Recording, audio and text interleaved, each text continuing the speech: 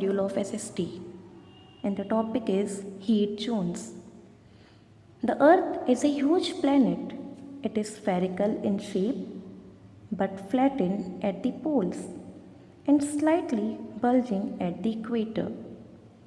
So, the Earth has a larger circumference at the equator.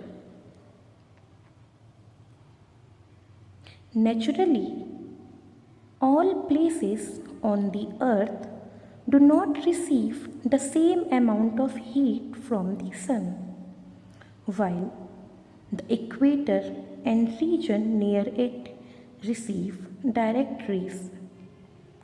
Sun rays become more and more slanting as we away from the equator and towards the poles.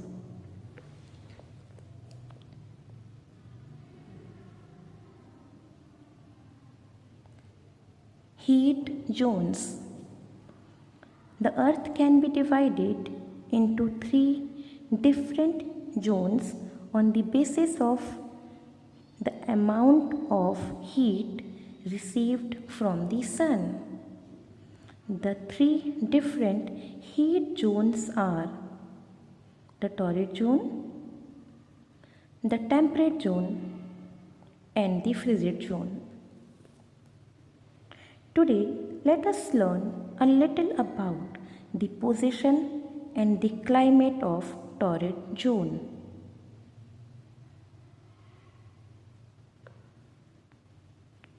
The torrid zone, also known as tropical zone, lies between the equator and the tropics, that is, between the equator and the Tropic of Cancer in the northern hemisphere and the equator and the Tropic of Capricorn in the southern hemisphere. It extends from 0 degree to 23.5 degree in each hemisphere. The temperature in this region is quite high or extreme. That is why it is called the torrid zone, which means intensely hot.